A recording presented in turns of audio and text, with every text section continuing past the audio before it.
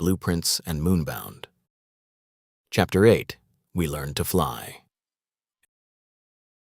There is a specific kind of awake that happens when someone you are cosmically tethered to bangs on your door at 3 in the morning and says, "Get up, we ride," in a voice that has removed all the parts of itself that usually pretend to be calm. I was experiencing that kind of awake. My boots were on. One was laced. The other was a problem I had decided to solve later because Lucas's face was doing the thing. The specific thing where every feeling he had was being compressed into a space approximately the size of a walnut, and the compression was structural. And if a single feeling escaped the compression, the whole arrangement was going to go somewhere nobody wanted to be at 3 in the morning. I had seen this face exactly twice before. Once at Edenmere when the word sloth entered the conversation. Once in the hallway outside my room when he thought I was asleep and I wasn't. But that's a different chapter, and I'm not ready. "How bad?" I said. "I don't know," he said. That was the most honest thing Lucas had said to me in 6 weeks. I know this because I have been keeping a mental spreadsheet of his honesty levels since approximately week 2, which is not a normal thing to do about a person, and I am aware of this, and I am doing it anyway, and we are moving on. "Then we move," I said. He looked at me for 1 second longer than the sentence required. Then we moved. The hallway came alive behind us in the specific order that tells you everything you need to know about the people you're traveling with. Atlas first, who is already dressed, already packed, and moving with the quiet certainty of a man whose body had decided before his brain woke up. Then Ordy, who was not only dressed but also had his travel journal open, because Ordy had a contingency plan for being woken at 3 in the morning and had probably rehearsed it. Then Law, standing in his doorway with the expression of a man who had been woken from a dream he was enjoying and had not yet determined whether the emergency deserved his full participation. He was shirtless. He was holding one sock. He looked like a painting titled, "Man Deciding Whether to Care." "Is this a drill?" Law said. "No," Lucas said. "Is anyone dead?" "Not yet. Do you want to try?" Law looked at the sock, looked at Lucas. "Put the sock on." "Fine, but I want it noted that I'm doing this under protest and without breakfast." Bass was already at the end of the hall. I don't know when he got there. I don't know when Bass gets anywhere. He exists in spaces the way shadows exist in corners, not arriving, just becoming relevant. His eyes were on the tree line through the window, and his hand was on something at his belt that I had learned not to ask about, because the answer was always a weapon, and the specificity of which weapon only made me more nervous. The necklace at Lucas's throat was red. It was not the warm amber I had seen once during a formal event when his mother sent him a message that turned out to be a drawing of a cat. Red. Emergency red. The kind of red that means someone, somewhere, activated something that was only supposed to be activated if things had gone very, very wrong. I did not ask what it meant. I did not ask because his face was already answering, and the answer was, "I don't know yet."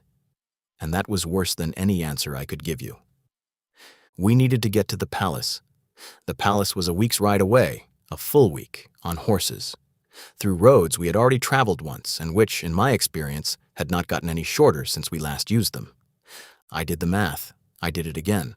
I did it a third time, because the first 2 answers were both too long. I was hoping the number would change if I approached it from a different angle. This is not how numbers work, but I am an engineer in the making under stress, and I am allowed 1 irrational coping mechanism per crisis. The number did not change. We were a week away from wherever we needed to be, and whatever was happening, there was happening now. We were saddling the horses in the courtyard when I reached down. It was automatic. The ankle check. The thing I do without thinking is the same way you check your phone, or your keys, or the specific pocket where you keep the one thing you can't afford to lose. I reached down to feel the warm weight of fur and commentary that had been at my ankle since the day I arrived in this world, through every crisis, every chapter, every moment where the situation was objectively terrible, and Shu-shu's presence made it specifically survivable. Nothing. I looked down, empty. I looked left, empty. I looked behind me and to the right and at the roof because Shu-shu had once appeared on a roof without explanation or apology, and I had learned to check all vertical surfaces. Shu-shu. Nothing. Shu-shu. My voice did something I did not give it permission to do. It went thin, not loud, just thin. The specific frequency of a person who has lost something they did not know they were afraid of losing until this exact second. Shu-shu had never left, not once. Not during the binding, not during the sloth episode, not during the night. I sat on the floor of my room and talked to a cat about Law and Troy and a world I couldn't get back to. Shu-shu was a constant, the way gravity was a constant, like you didn't think about it until it was gone, and then everything felt like floating in a direction you hadn't agreed to. I checked the hallway, the kitchen, the guest rooms, the places a cat would go if a cat were a normal cat, which Shu-shu was not, but I was running out of rational options, and rational options were the only kind I had. Law found me in the corridor. He looked at my face, and his expression changed. It shifted from sleepy annoyance to full attention, which happens in people who have known you long enough to read your emergencies by the set of your jaw. Ren? What's wrong? Shu-shu's gone. Law didn't ask if I was sure.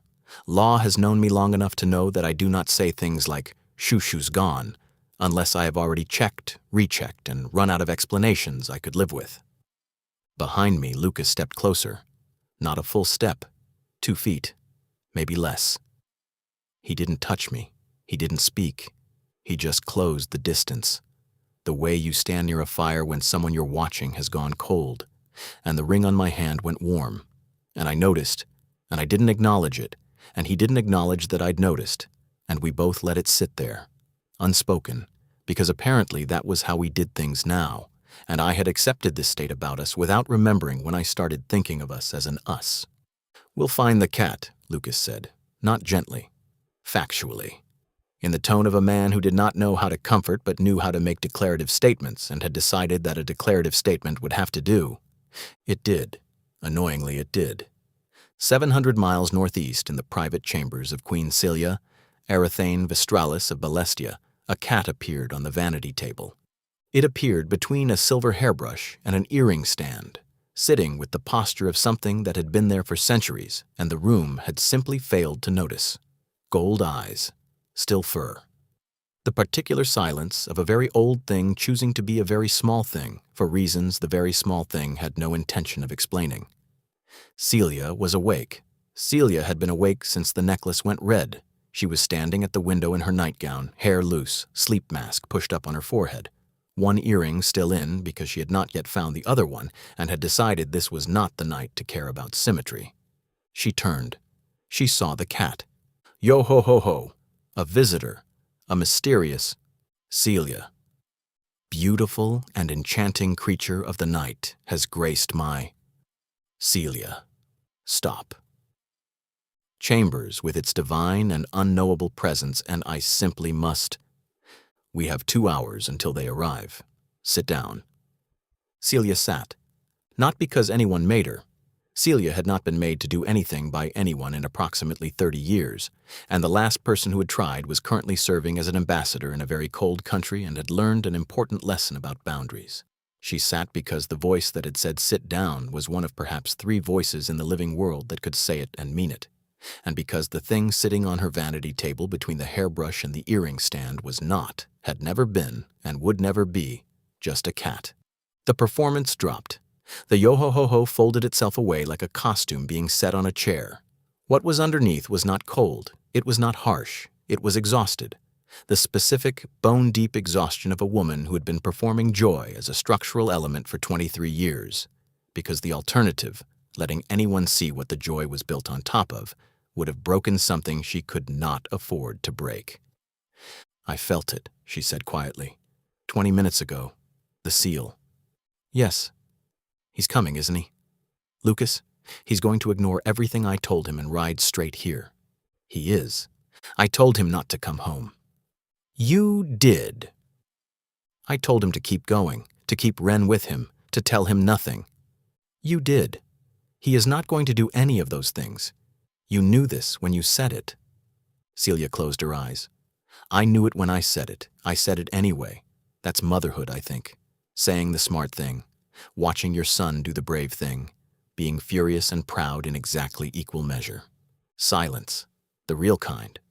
The kind where 2 beings who have known each other for longer than the people around them realize allow themselves briefly to stop pretending the world is simpler than it is. Celia stood. She turned. And slowly. with the careful deliberation of someone uncovering something they had hidden from everyone, a gesture rehearsed alone in front of mirrors on nights when the visions were too heavy and the laugh was too far away. She drew her hair aside. On her back, sprawling from shoulder blade to shoulder blade, curving down along her spine like a map of something that had no geography. Silver-white lines, constellation patterns traced into skin, not tattooed, not painted, grown.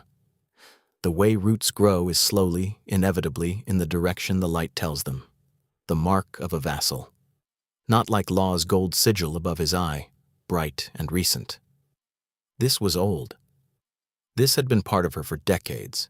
This had been the first thing she saw every morning in the mirror and the last thing she covered every night.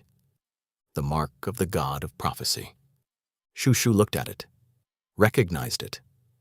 The way you recognize the handwriting of someone you've known across centuries. Familiar, respected, and complicated. I saw him before he arrived, Celia said. Her voice had lost every decoration. What was left was clean and simple, and so honest it almost hurt to hear. Years before. He is a boy from another world. Chalk dust on his fingers, an answer he didn't know he was carrying.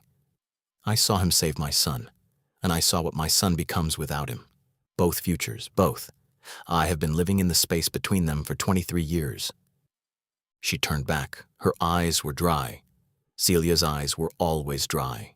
She had decided long ago that the future she carried did not deserve her tears, because tears were for things that had already happened, and the things she saw had not happened yet, and she intended to keep it that way. The future is fragile, she said. Prophecy doesn't show you what will happen. It shows you what can happen. Every word I say, every action I take, every time I choose to push or pull or stay still, the balance shifts. So I chose chaos. I chose joy. I chose to be the mother who screams about grandchildren at state dinners because the alternative— She paused, just for a breath.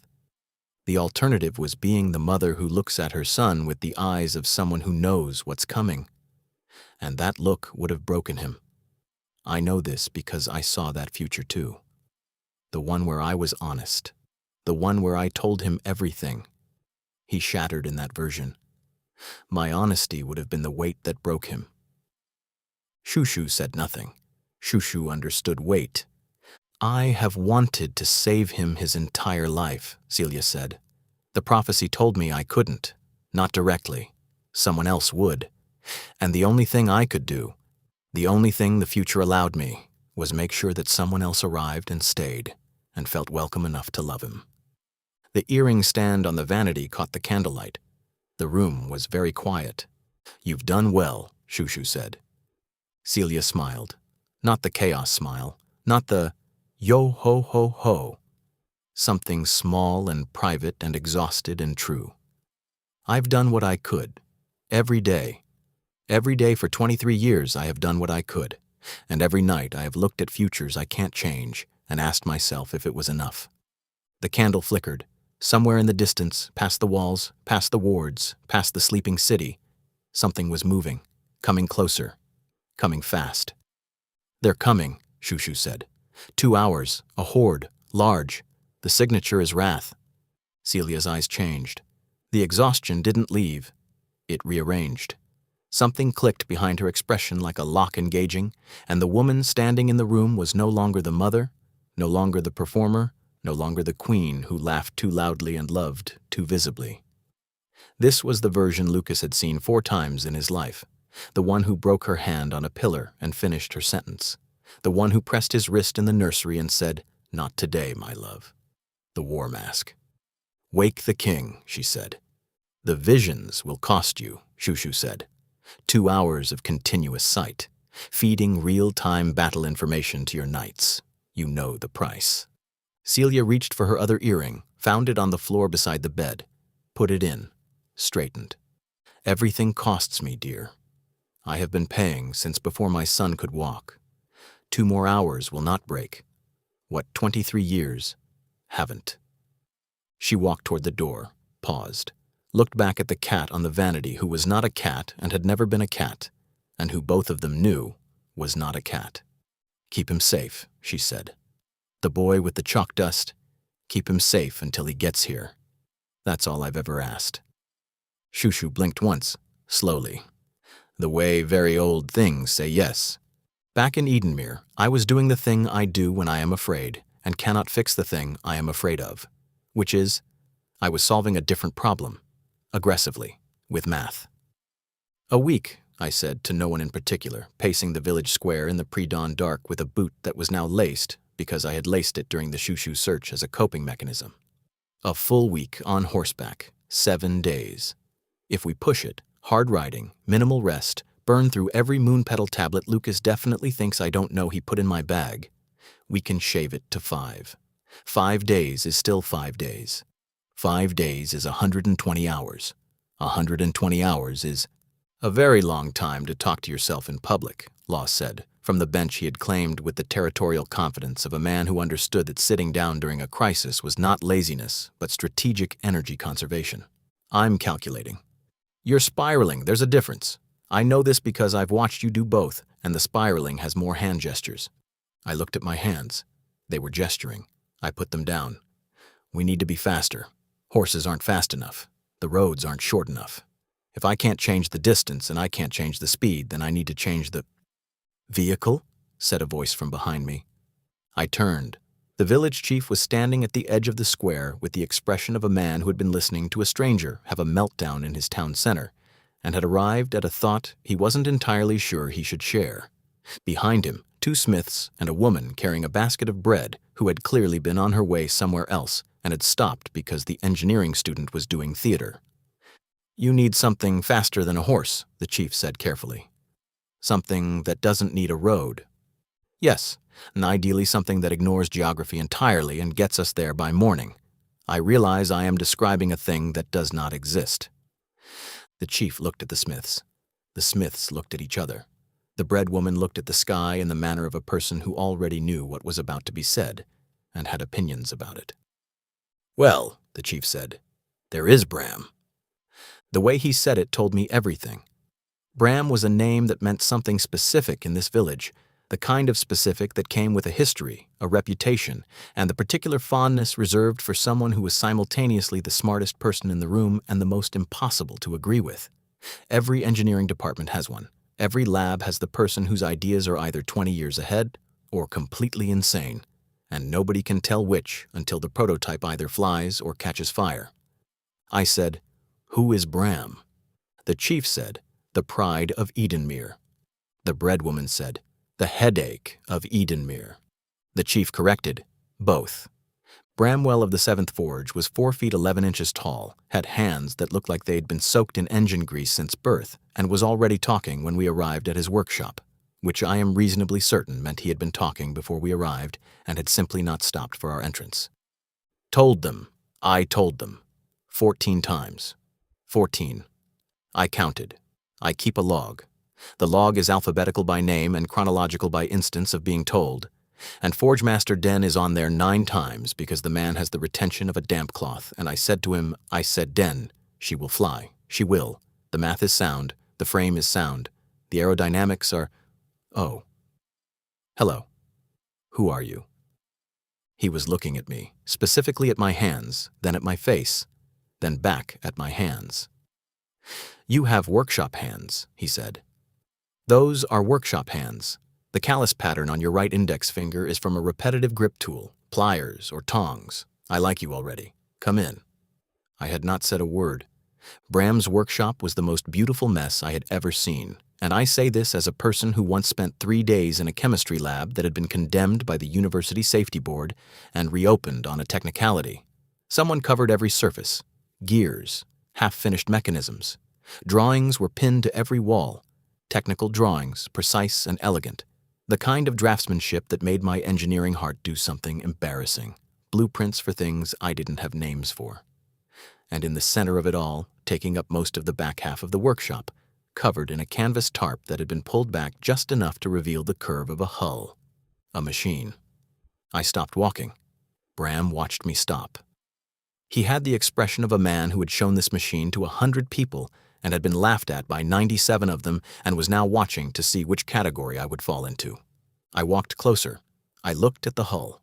at the stabilizing fins, at the lightweight alloy frame that used a stress distribution pattern I recognized from bridge engineering. The load dispersed across interlocking triangulated segments instead of being carried by any single beam.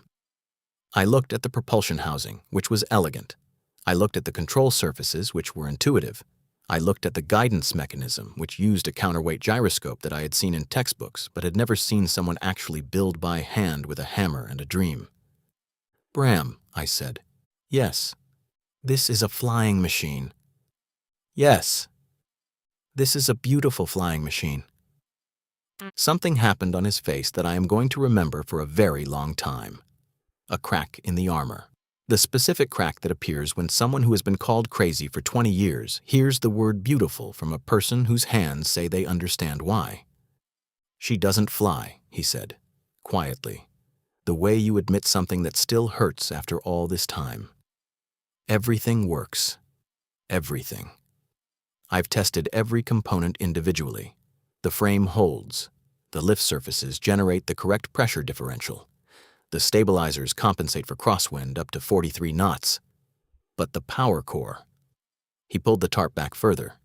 In the center of the machine, nested in a cradle of hand-forged brackets, was an empty housing, crystalline, faceted, designed to hold something that would generate sustained, directed energy powerful enough to achieve and maintain lift. Nothing I've tried produces enough. Fire mana burns too fast. Wind mana is too unpredictable. Earth mana is too heavy, I said.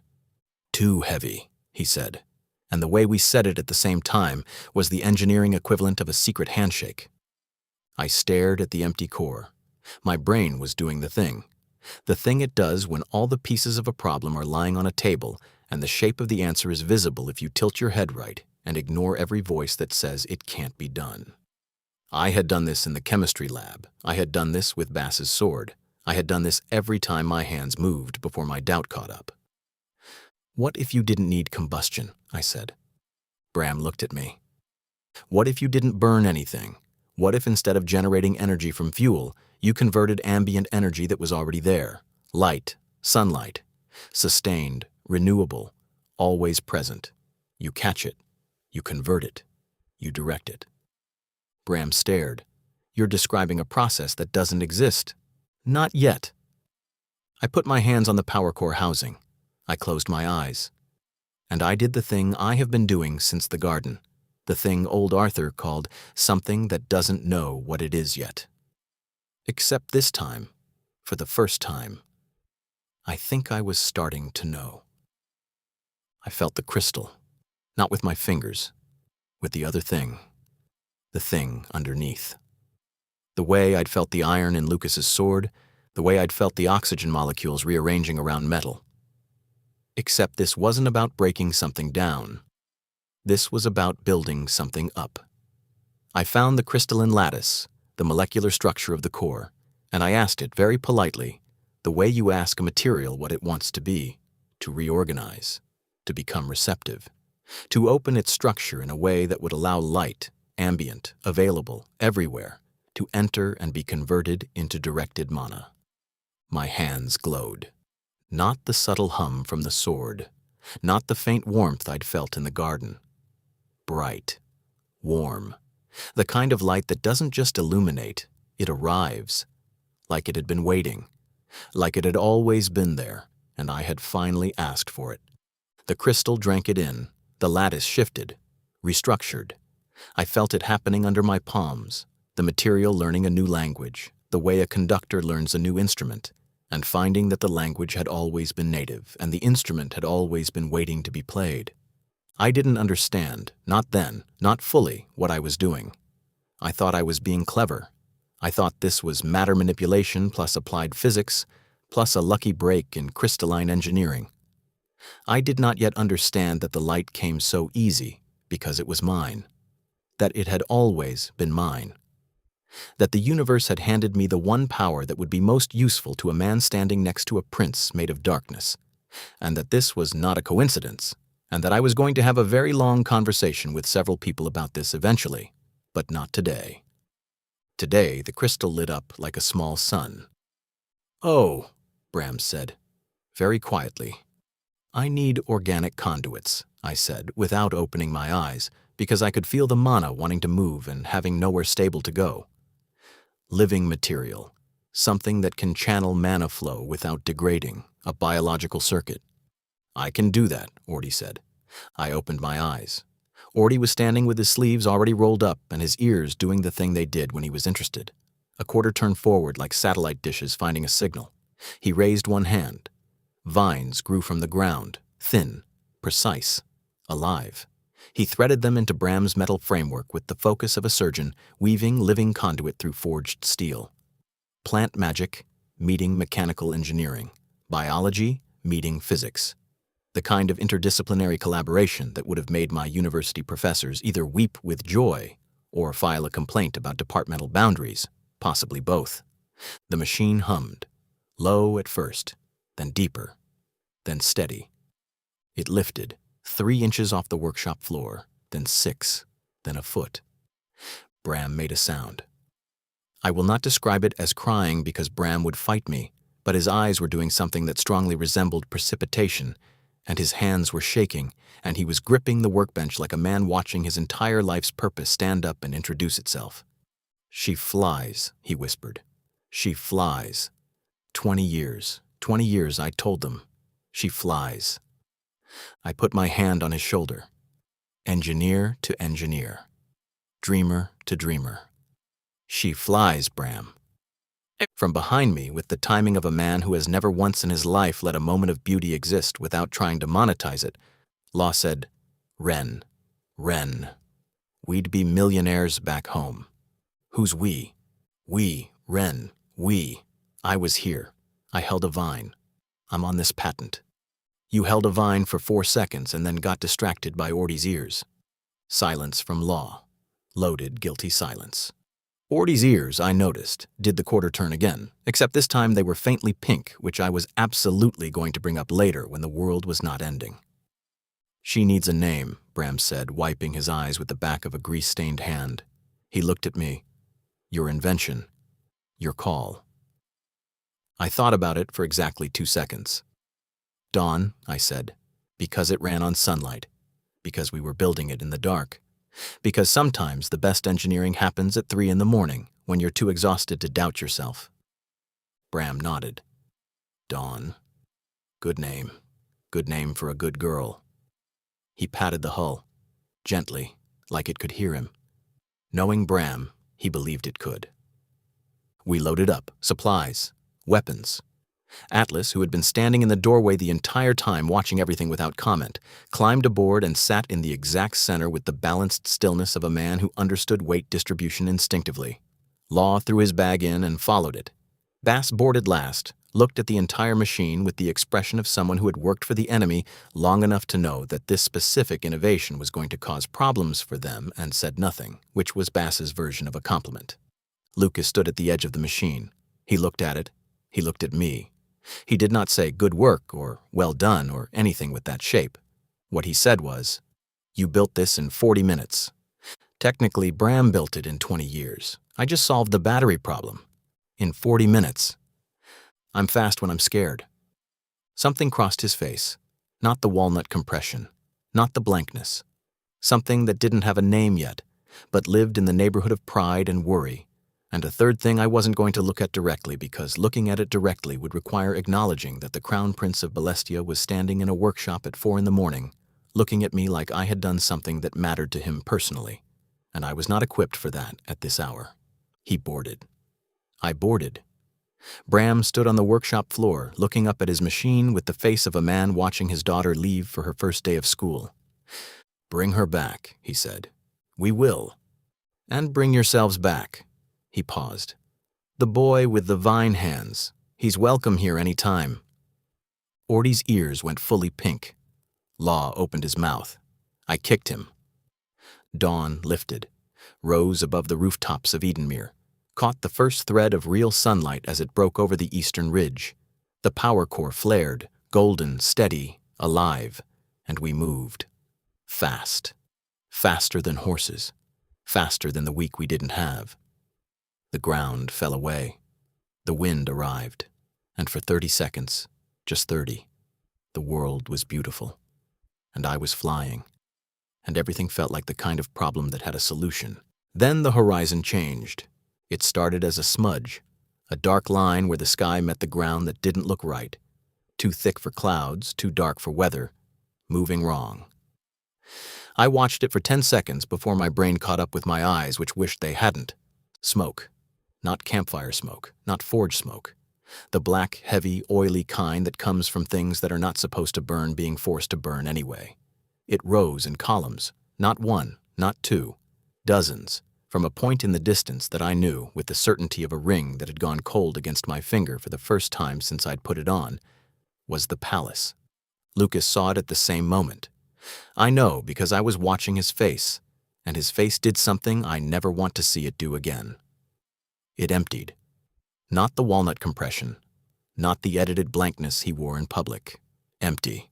The way a house is empty after the person who lived there has left and taken everything that made it a house. Every feeling, every carefully managed piece of the architecture he'd built around himself. Gone. Replaced by something that was not calm and was not rage, and was simply the vast, flat absence of a man who was looking at his home burning and had not yet decided which part of himself to deploy. "How many?" I said, not to anyone specifically, to whoever had the answer. The answer came from Bass, who had moved to the front of the machine and was standing very still, the way predators go still when they recognize the work of something they used to hunt beside. "All of them," Bass said. Below us, stretching from the city walls to the edges of the outer farmlands, 100,000 demons moved like a dark tide around the palace of Balestia. Not organized, not tactical, just furious. A wave of rage given a direction and told to go.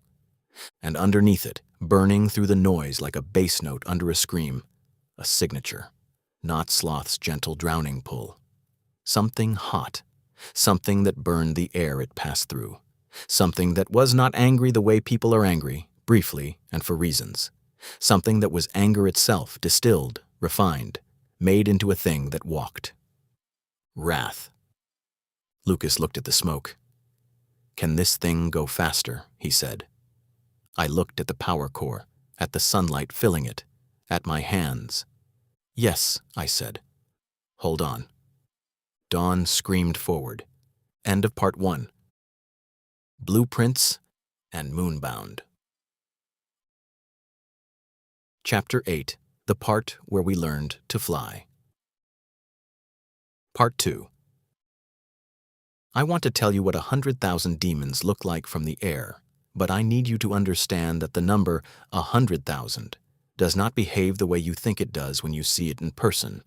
In my head, 100,000 was a statistic, a figure on a page, a number you said out loud and nodded at and moved on. From 1,000 feet up, leaning over the side of a machine that was vibrating against my palms with the light I'd fed it 20 minutes ago, 100,000 was a carpet. A living, roiling, furious carpet that had been laid across every inch of ground between the outer farmlands and the palace walls. And it was moving, and it was screaming, and the screaming was not the kind that had words in it, the kind that had only teeth.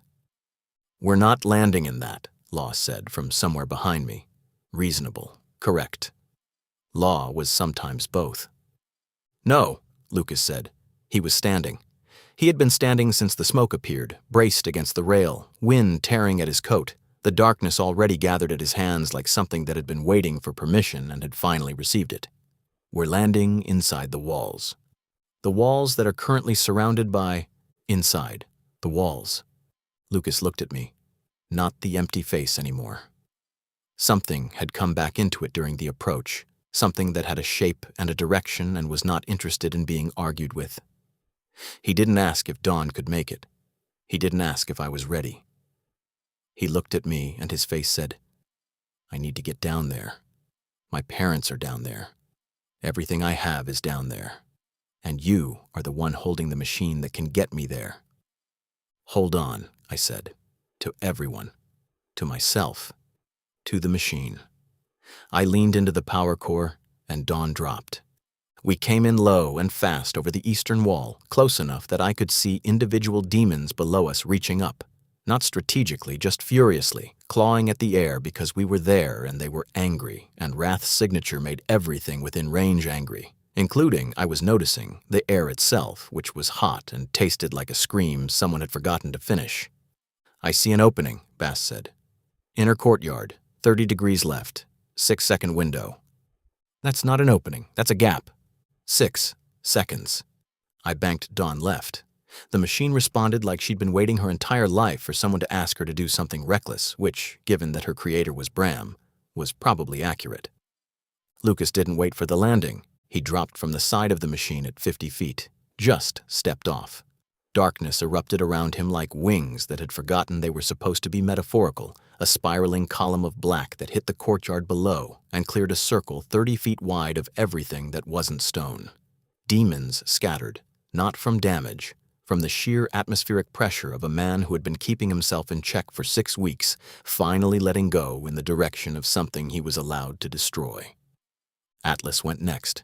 He didn't jump so much as he committed to gravity with the same quiet resolve he brought to everything. The ground cratered when he landed.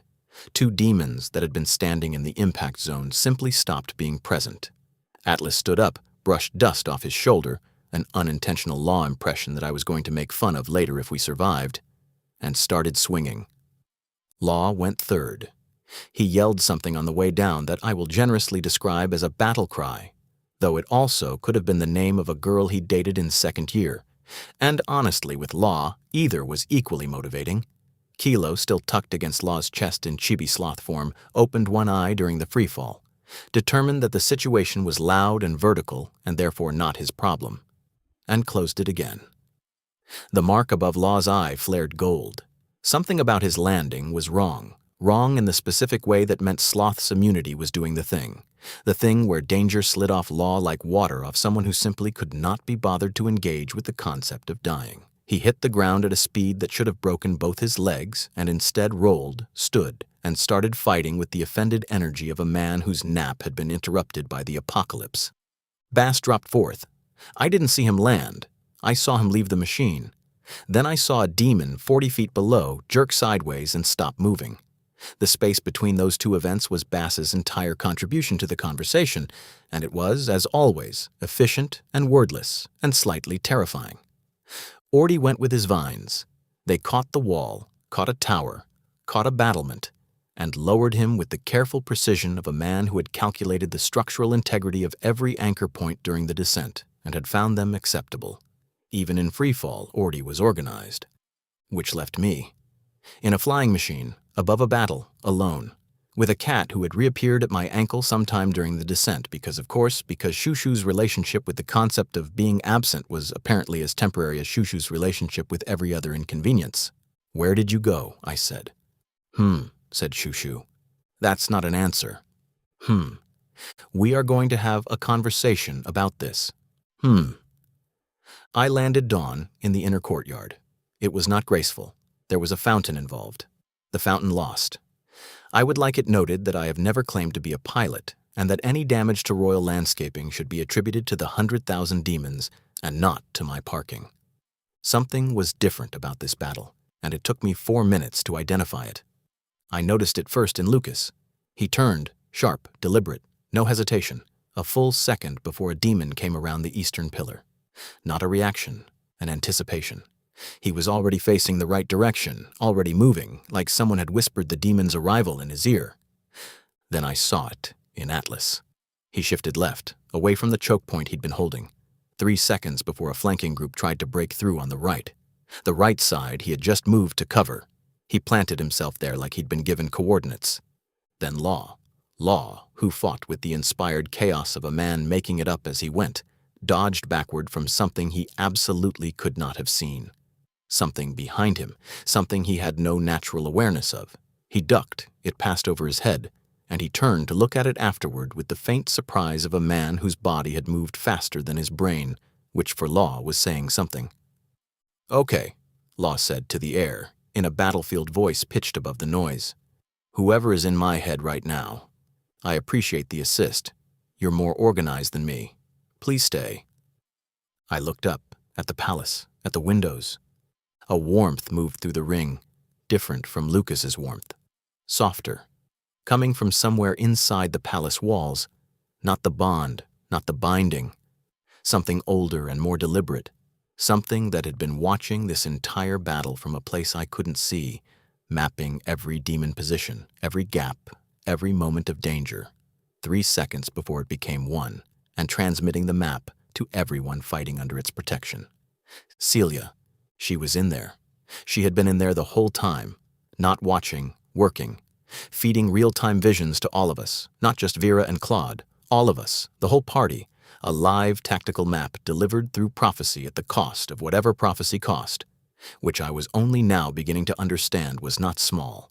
Every turn Lucas made before the enemy arrived, every position Atlas took before the flank materialized, every dodge law executed without knowing why, every spell VERA cast 1 second ahead of where she needed to cast it. That was Celia. Every single one of those moments was Celia, sitting somewhere inside those walls, holding 2 hours of battlefield open in her mind like a door she refused to let close, paying for every second of it with something that didn't grow back quickly. I kept fighting. I filed it. In the folder I was going to open later, when I had the resources. The one labeled, "Things I owe this family that I don't know how to repay." The battlefield was already different by the time my feet hit stone. Lucas's arrival had shifted the geometry, demons pulling away from the eastern wall, confusion rippling through the ranks, the mindless fury of Wrath's signature disrupted by the sudden presence of something that was not afraid of it. And at the front gate, still standing, still swinging, still holding, the king. I had seen King Lionel William twice before, once at the banquet in formal attire, where he had looked like a man whose primary purpose was to sit at the head of a long table and make measured decisions about trade routes. Once in the throne room, where he had looked like a man whose primary purpose was to sit on a large chair and make measured decisions about everything else. I had formed an impression. The impression was calm, steady, administrative, the human equivalent of a well-organized filing system. The impression was wrong. King Lionel William fought the way Lucas fought if Lucas had 30 more years of practice and had, at some point during those 30 years, made peace with the thing Lucas was still at war with. The sword moved like it was a part of his body that had always been there and had merely been waiting for the appropriate occasion. Demons came at the gate in waves, and the king stood in the center of those waves like a rock that the ocean had tried to move for decades and had finally accepted was not going to move. The knights around him, palace guard, career soldiers, men and women who had trained for this, were fighting hard. The king was fighting easy. Not effortless, easy. The way a master does something so deeply learned that the effort has become invisible.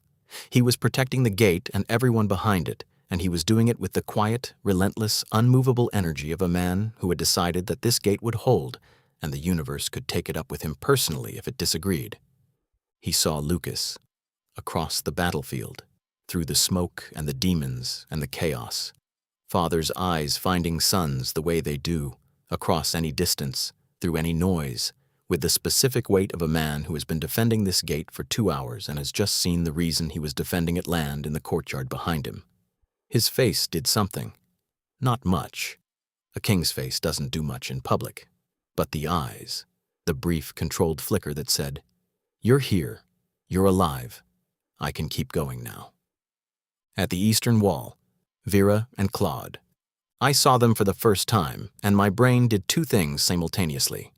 It understood immediately why Ordy loved them, and it understood immediately why Lucas had trusted them with his parents' lives. VERA fought like she was writing a dissertation. Every spell was a thesis statement, structured, precise, building toward a conclusion that the demons hadn't read but were about to experience. She cast with both hands in overlapping sequences, layered patterns that locked together like architecture, because that was what it was. She wasn't throwing magic at the enemy. She was building with it. Walls of force that redirected charges, compression fields that turned momentum against itself. She knew where every demon would be 3 spells before it got there because she had already designed the space it was going to be in.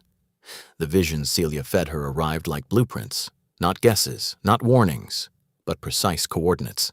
VERA read them the way she read everything, instantly, completely, and with immediate tactical application. Big boss energy didn't cover it. This woman was constructing a war in real time, and she was doing it with the calm focus of someone filling out a particularly interesting form. Claude was everywhere. Not metaphorically. Everywhere. 1 second he was at the wall. The next he was 30 feet left. The next he was behind a demon that hadn't registered him yet, and would never register anything again. He fought with daggers, short, fast, precise, and he moved between strikes like a sentence with no punctuation. Celia's visions hit him differently than they hit VERA. Where VERA received them as maps, Claude received them as instinct, a half-second of certainty about where his body needed to be before the reason arrived. You couldn't see where one movement ended and the next began because there was no gap. There was only Claude, flowing through the battle like water, finding every crack in a stone wall, and the cracks were demons, and the water was very, very sharp.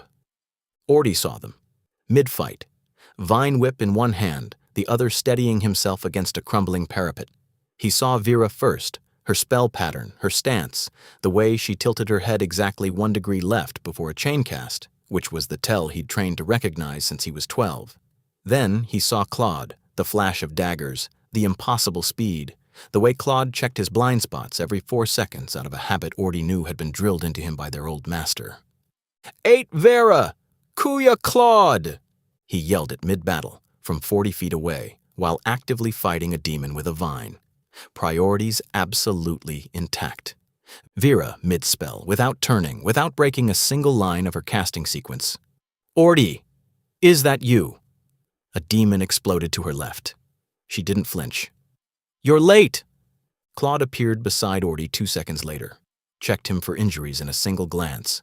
1 pass, head to boots. The professional once-over of someone who had been doing this since Ordy was small enough to carry, found nothing, nodded once, disappeared back into the fight. Total interaction time, 1.5 seconds. Total emotional content, everything. Ordy was crying, just a little, while still fighting. The vines in his hands were sharper than they'd been 3 minutes ago, which I was choosing to attribute to adrenaline, and not to the visible emotional breakdown, because attributing combat effectiveness to tears felt like a thesis topic I was not prepared to defend. The visions changed. I felt it before I understood it. A flicker in the warmth that had been steady since the battle started. Not gone. Faltering. Like a signal cutting in and out. Lucas turned a half-second slower than he had been. Atlas repositioned with a fraction less certainty. The map was still there, but the resolution was dropping. Whatever Celia was paying to keep us covered, she was reaching the end of what she had. Then the line at the eastern wall broke. Not dramatically, not with a roar or a signal or a turning point you could see coming. The horde shifted. A new wave, denser than the ones before, pushed hard at the eastern wall where VERA and Claude were holding. Ordy had moved forward to support them. Too far forward, further than his vine reach could cover if the line broke, and the line was bending. Law was 20 feet to his right, fighting well, but visibly tiring. The sloth immunity keeping him alive, but not keeping him fresh. Atlas was holding a choke point near the gate that he couldn't leave without opening a hole. I saw it before it happened. The angle, the gap, the 3 demons that had broken through Claude's perimeter. Not because Claude had missed them, but because there were too many, and he was one person. And one person cannot be everywhere despite Claude's best efforts to disprove this. They were moving toward Ordy's flank, Ordy who was focused forward, Ordy who didn't see them, Ordy whose ears were turned the wrong direction. I was too far, 40 feet. My body decided before my brain did, which was becoming a pattern with me, and I was going to need to have a serious conversation with my body about consent and decision-making protocols, but not now. Now my hands came up. Not matter manipulation, not restructuring molecules, not clever chemistry. Light. It came from somewhere behind my ribs, not from my hands, through them. Like my hands were windows, and behind them was something that had been waiting in a very patient, very quiet room for a very long time, and the door had just opened, and it was not interested in being subtle about its arrival. The light erupted from my palms like sunrise given a direction and a reason to be angry. Clean. White gold. The color of the power core I'd built for Dawn, except 1,000 times brighter, 1,000 times more focused, 1,000 times more mine. It crossed the 40 feet between me and the demons in the time it takes to blink, and when it hit them, they did not fall. They came apart. Not violently. Not with gore. They dissolved. The way darkness dissolves when you open a curtain. The way shadows stop existing when the light source arrives. The fundamental, unarguable math of it. The blast radius cleared 100 feet. Every demon in the arc of my hands simply stopped being there. Where there had been a wall of fury and teeth and wrath's burning signature, there was empty ground. Scorched, clean, steaming faintly in the morning air, like the earth itself was exhaling after holding its breath. Silence. 1 full second of silence in the middle of a battlefield, which is the most unnatural sound in the world, which is the sound that happens when every living thing on both sides of a war stops to stare at the same thing. VERA stopped casting, both hands frozen mid-gesture. Her mouth opened, closed, opened again. Nothing came out. I would learn later from CLAUDE that this was the first time in VERA's adult life that she had been unable to produce a sentence. CLAUDE had been keeping track. CLAUDE kept track of everything. The king at the front gate turned. His eyes found me across the battlefield. His face did something I couldn't read from this distance. Fast, complex, layered. Recognition. Not of me. Of what I'd done. Of what the light meant.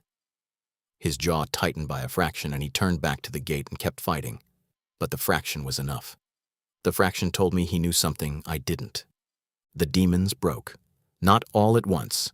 Wrath's signature was still burning underneath everything, still pushing fury into every body it controlled. But the ones nearest the blast radius scattered. The line at the eastern wall stabilized. VERA resumed casting with the slightly dazed intensity of someone who had just added a new chapter to her personal textbook and was going to have questions later. CLAUDE reappeared at Ordy's side, checked him again, and for the first time in the battle, stayed. And Lucas. Lucas was 10 feet away. He had been fighting, darkness flowing from his hands in controlled, devastating arcs, the thing inside him finally given an outlet that wasn't a hallway or a journal or a door he couldn't bring himself to knock on. He had been magnificent. He had been terrifying. He had been both in the way that only Lucas could be both, because Lucas contained contradictions the way other people contained organs, structurally, essentially, without choice. Now he was still. The darkness at his hands stuttered. I saw it. A visible flinch, the black energy pulling back from the direction of my light like a hand recoiling from a flame. Not in anger, not in rejection. In fear. The thing inside Lucas that had lived there since he was 6. The thing his mother pressed down in the nursery. The thing that had sulked when I arrived and flinched during sloth and stood outside my door every night for 6 weeks. That thing was, for the first time in its existence, genuinely afraid, because it had just met its opposite. And its opposite was standing 10 feet away, breathing hard, with light fading from his hands and no understanding at all of what he'd just done. Lucas looked at me. I looked at Lucas. The space between us was 10 feet and 23 years of prophecy, and a darkness that was afraid of me and a light that I didn't know was mine. Did I just do that? I said. Lucas, whose entire internal architecture had just rearranged itself around a piece of information he was not going to share with me tonight or possibly ever. Yes. Cool, I said. My voice was not cool. My voice was the voice of a man standing on a battlefield holding hands that had just shot light like a weapon and were now shaking with the specific tremor of someone who had exceeded their own specifications. Cool, cool, cool. Adding that to the list. The list is getting long. I'm going to need a bigger notebook. The battle resumed. We won. Winning felt strange, not triumphant, not relieved. Just strange, the way it feels when you've been bracing for impact for so long that the absence of impact doesn't feel like safety. It feels like a gap you haven't identified yet. The demons pulled back. Wrath's signature retreated. Not gone, not finished, just elsewhere now. Burning at the edges of the kingdom like embers deciding where to catch next.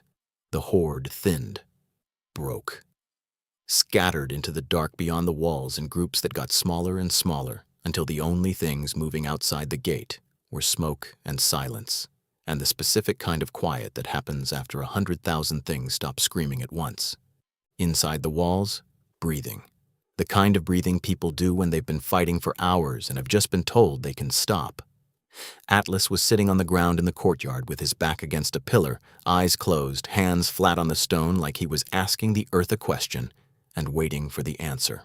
Law was on a piece of rubble, staring at the sky, Kilo asleep on his lap, the gold mark above his eye still faintly glowing. He looked like a painting titled Man Who Has Survived Something and is Deciding How to Feel About It. Base was at the perimeter, watching the tree line, hand on the weapon at his belt, because Bass did not stop working just because the work had paused. Ordy found VERA and CLAUDE. The mid-battle yell had been instinct. This was the real reunion, the one with weight. He walked toward them across the courtyard, and somewhere between the first step and the fifth, his composure, the itineraries, the margin notes, the carefully maintained scheduling of his own emotions, came apart, not loudly. Ordy didn't do things loudly. It was the face, the way it opened, the way 20 years of being the youngest, the most careful, the one who kept track of everything because someone had to, dissolved into the simple expression of a boy seeing the two people who had raised him standing upright and alive. VERA caught him. One arm, mid-stride, pulled him in without breaking her posture, because VERA's posture did not break. Her other hand was already fixing her hair, because she had been fighting demons for 2 hours and she had standards. She held him tight. She didn't say anything. She didn't need to.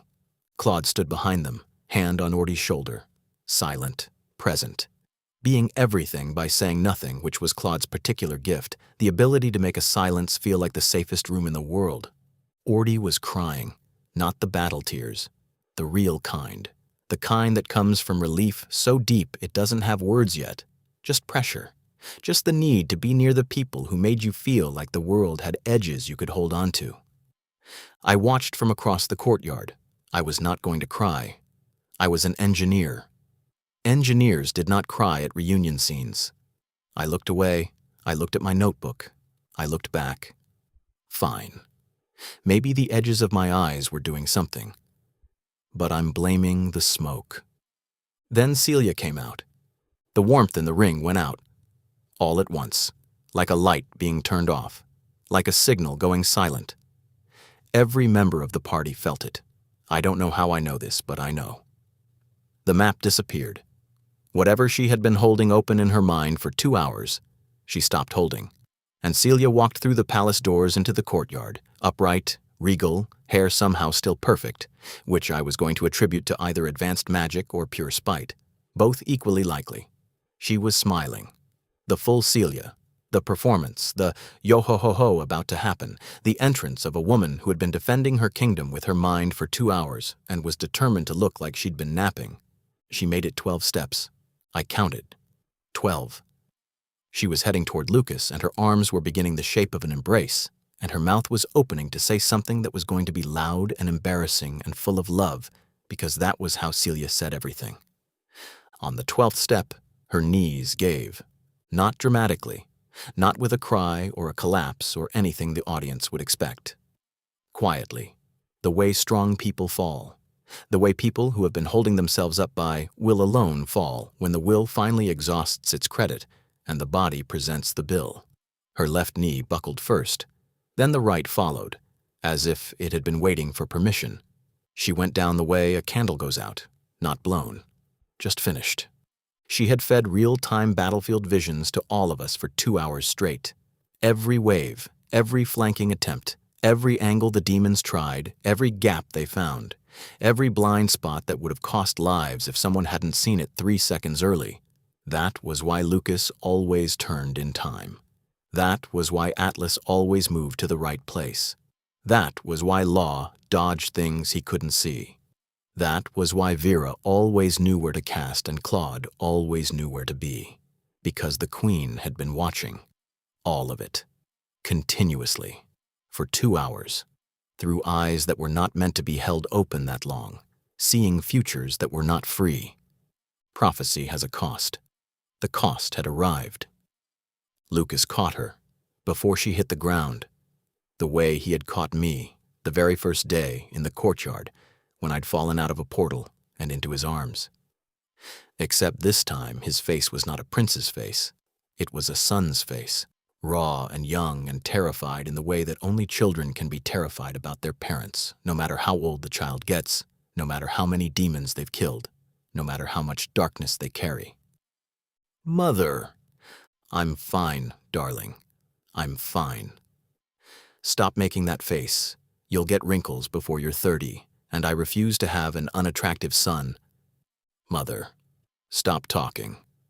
Never. I have never stopped talking, and I'm not starting now. Is Ren here? Did you bring my future son-in-law? Ren, darling, is that you? Mother, please. She stopped. Not because he asked, because her body insisted. The light behind her eyes, the specific fractured, too bright light of someone who had been looking at too many futures at once, dimmed. She was not dying. She was diminished. Temporarily. The way a fire is diminished after it has burned through everything it was given and is waiting for more fuel. She would recover, but right now, in this courtyard, in her son's arms, she was small, and Lucas had never seen his mother small. The darkness in his chest surged. I saw it, not physically, through the ring, through the bond, through whatever tether connected us that I still didn't fully understand. The darkness moved, not sulking, not flinching, reaching. The way a guard dog reaches when the person it protects is threatened, all teeth, no thought, pure protective fury that did not care about collateral damage and was not interested in being managed. And then I saw his face. Something crossed it, behind the eyes. Just for a half second, a flicker, a shadow, a presence that looked out through Lucas's face the way someone looks out through a window they've been standing behind for a very long time. Something darker than the darkness I knew. Something aware. Something that had been watching and had just, for the first time, been seen. Then it was gone. And Lucas was Lucas again, holding his mother, and the king was crossing the courtyard toward them, and VERA was already running diagnostics on Celia's mana signature, and CLAUDE was establishing a perimeter, and everyone was moving and breathing and alive. But I saw it. I always see too much. Ren sees too much. It's in the job description, apparently, right between reluctant hero and cosmically tethered to a man who contains something that is not entirely him. I open my notebook. Someone found it an hour later. Or rather, someone found the wall. Your Highness. A soldier's voice from across the courtyard, strained, careful. The voice of someone delivering information they wished they didn't have. The outer wall. You need to see the outer wall. We walked there, all of us, together, through the courtyard, past the debris, past the bodies of demons that were already dissolving into black ash, because apparently even in death, Wrath's soldiers couldn't hold themselves together.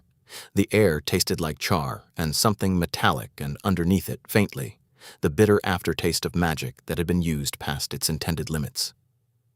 The outer wall of the palace faced south. It was 40 feet of ancient stone, reinforced, warded, built by engineers and mages working together across 3 generations to create something that would stand against anything the world could throw at it. Someone had written on it. Not scratched, not painted, burned.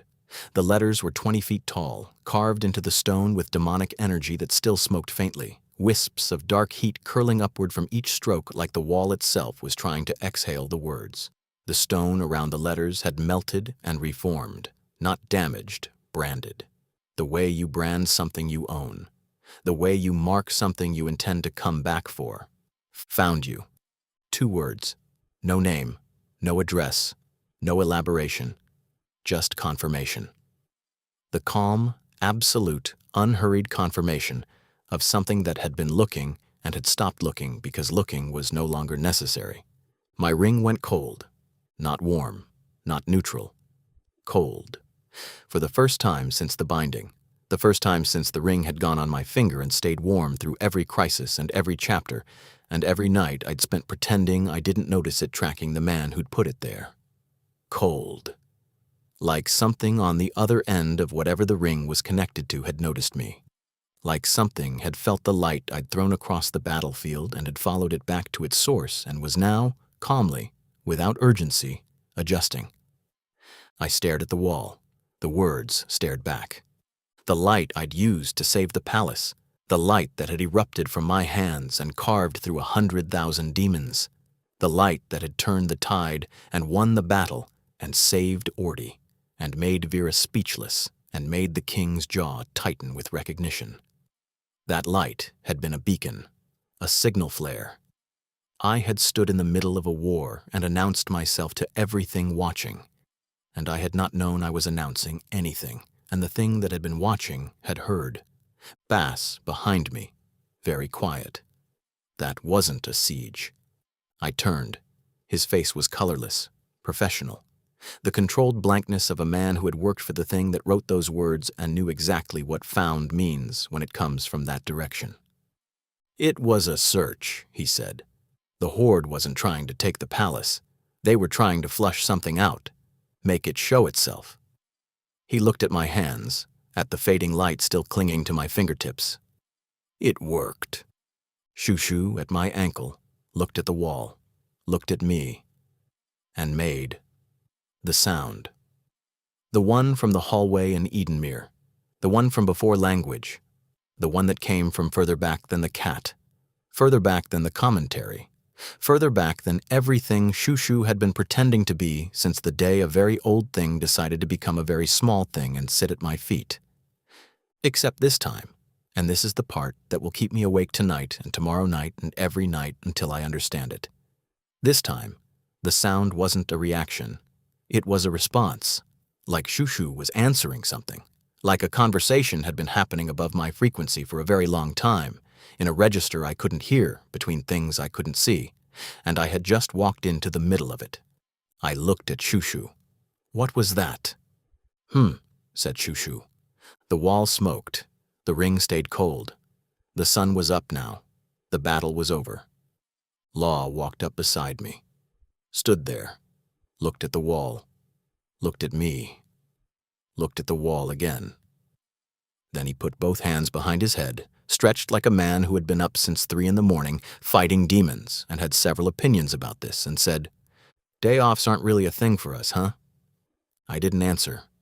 Somewhere out there, past the walls, past the smoke, past the borders of a kingdom that had held through the night, wrath was pulling back, not retreating, repositioning, the way a fire pulls back from one wall to find another.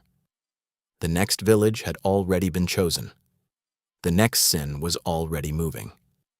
The message on the wall was not a threat. A threat implies uncertainty. This was a receipt. I stood in the courtyard of a palace I had helped save, beside a prince whose darkness was afraid of me, holding a notebook with a new page open to a word I had written without remembering when I'd picked up the pen. What? That's it for this chapter. I would say things are starting to make sense, but that would be a lie and we both know it. If you're still here, thank you. Subscribe, leave a comment. Tell me your theories. Tell me your feelings. Tell me if you're okay. I'm not, but we're in this together. See you next time.